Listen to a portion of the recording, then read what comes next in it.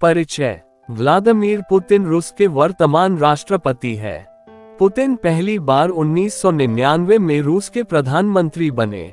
उसके बाद साल 2000 में पहली बार राष्ट्रपति बने और 2008 तक राष्ट्रपति रहे। 2008 से 2012 तक फिर प्रधानमंत्री चुने गए और 7 मई 2012 से अभी तक रूस के राष्ट्रपति है। पुतिन अपने देश के ही नहीं पूरी दुनिया सबसे ताकतवर नेता है। पुतिन रूस पर अपना दबदबा बनाए रखने के लिए कभी राष्ट्रपति बनते हैं तो कभी प्रधानमंत्री। रूस का मुख्य कार्यकारी नेता राष्ट्रपति होता है, जैसा भारत में प्रधानमंत्री होता है। लेकिन पुतिन 2 दशक से रूस का नेतृत्व कर रहे हैं, चाहे राष्ट्रपति बनकर करें या प्रधानमंत्री बनकर करें। व्लादिमीर पुतिन का प्रारंभिक जीवन। व्लादिमीर पुतिन का जन्म 7 अक्टूबर 1952 में सेंट पीटर्सबर्ग, रूस में हुआ था। उनके पिता का नाम स्पिरिदोनोविच पुतिन था और मां का नाम मरिया सेलोमोवा था।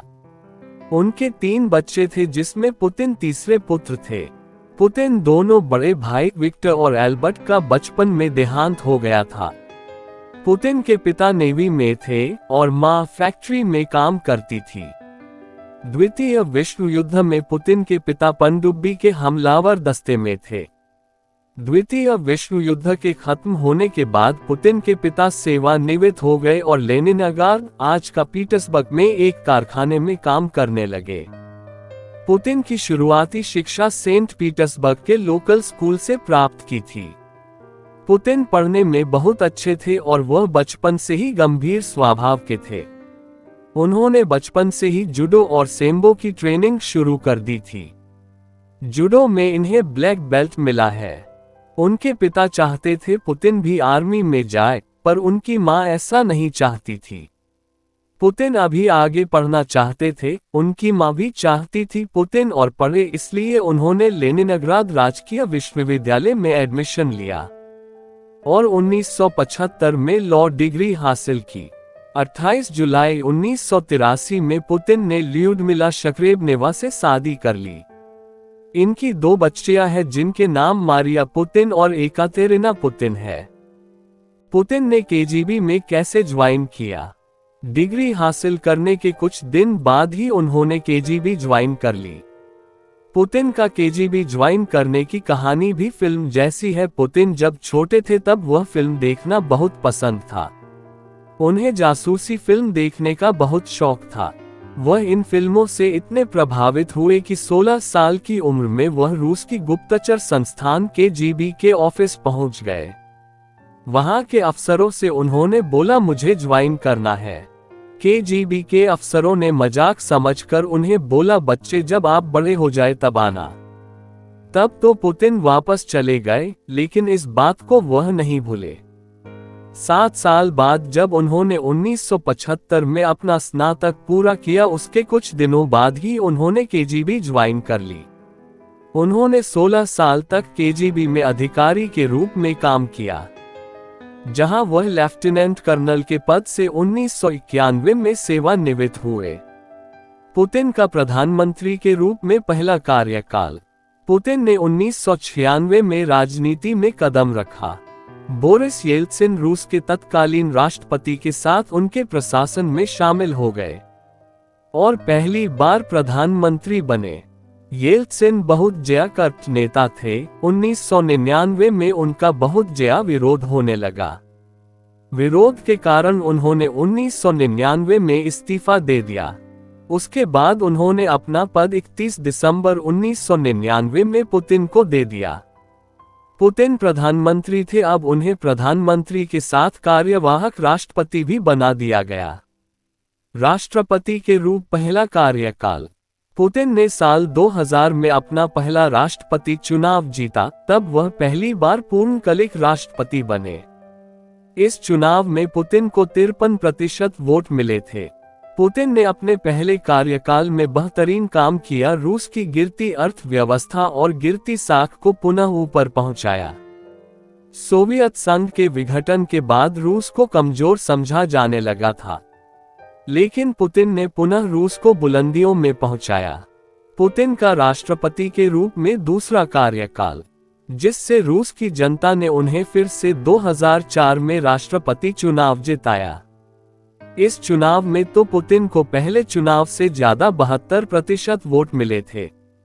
पुतिन ने अपने दूसरे कार्यकाल में भी बेहतरीन काम किया, लेकिन रूस के संविधान के अनुसार कोई भी राष्ट्रपति लगातार 3 बार राष्ट्रपति नहीं बन सकता था। इसलिए उन्होंने 2008 के राष्ट्रपति चुनाव के लिए अपने विश्वास पात्र सहायक दिमित्री मेदवेदेव को राष्ट्रपति पद के लिए चुना। पुतिन प्रधानमंत्री के रूप में दूसरा कार्यकाल।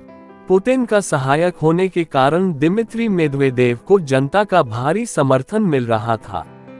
वह बड़ी आसानी से चुनाव जीत गए और उन्होंने पुतिन को अपना प्रधानमंत्री चुना। पुतिन भले ही राष्ट्रपति नहीं थे, लेकिन सरकार में उनकी ही चलती थी। दिमित्री मेदवेदेव के कार्यकाल के खत्म होने से पहले साल 2011 में पुतिन के कहने पर मेदवेदेव ने रूस के संविधान में कई बदलाव किए, जिसके परिणाम स्वरूप रूस में राष्ट्रपति के कार्यकाल 4 साल से बढ़ाकर 6 साल कर दिया गया। लेकिन इस तरह संविधान में किए गए सभी जानते थे पुतिन करवा रहे हैं और अगली बार फिर से राष्ट्रपति बनने के लिए वह ये सब कर रहे हैं। बदलाव से जनता के भारी विरोध का सामना करना पड़ा। शहर शहर में इस बदलाव के विरोध में प्रदर्शन किए गए, लेकिन पुतिन विरोध में कोई बड़ा राजनेता खड़ा नहीं हो सका, जिससे यह विरोध कुछ दिन में ही खत्म हो गया। पुतिन का राष्ट्रपति के रूप में तीसरा कार्यकाल। 2012 में पुतिन राष्ट्रपति पद के तीसरे चुनाव के लिए फिर खड़े हुए और मार्च 2012 में उन्होंने ये चुनाव जीतकर तीसरी बार राष्ट्रपति बने। लेकिन इस बार उनकी लोकप्रियता में कमी आई और पिछली बार से कम 64% वोट प्राप्त हुए। अब वह 4 साल की जगह 6 साल तक राष्ट्रपति रह सकते थे। इस कार्यकाल में उन पर कई घोटालों के आरोप लगे और उन्हें दुनिया का सबसे अमीर नेता कहा जाने लगा, लेकिन पुतिन ने कभी यह बात नहीं स्वीकारा कि उन्होंने घोटाले किए हैं।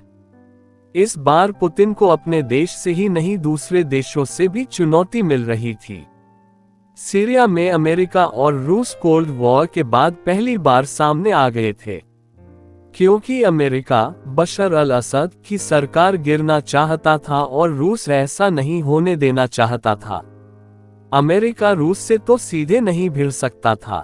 ऐसे में अमेरिका सीरिया के विद्रोहियों को हथियार और पैसे देने लगा, तो रूस भी बशर अल असद की सरकार को बचाने के लिए सीरिया की आर्मी को पैसे और हथियार देने लगा। पुतिन की रणनीति काम कर गई और अमेरिका बशर अल असद की सरकार नहीं गिरा पाया। इससे पुतिन की छवि पूरी दुनिया में मजबूत हुई और रूस में वह और भी अधिक माने जाने लगे। पुतिन का राष्ट्रपति के रूप में चौथा कार्यकाल। इस बात का अंदाजा तब लगा जब पुतिन 2018 में के चुनाव में खड़े थे। पुतिन अपने राष्ट्रपति के चौथे कार्यकाल के लिए 2018 में फिर चुनाव में खड़े हुए।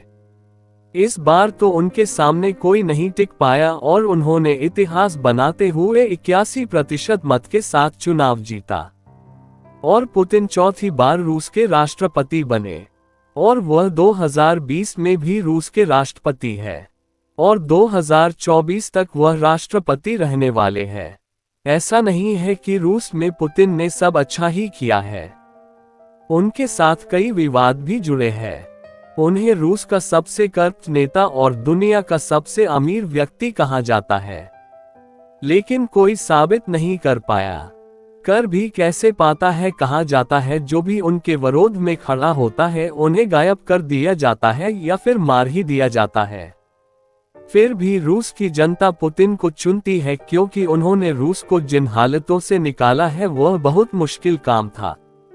पुतिन की अमीरी का अंदाजा आप उनकी लग्जरी लाइफस्टाइल से लगा सकते हैं। पुतिन के पास 1 या 2 नहीं 43 aeroplane, 5 super yacht, 15 helicopter, 83 car, जिनमें से ज्यादातर सुपर कार है, 20 पैलेस है।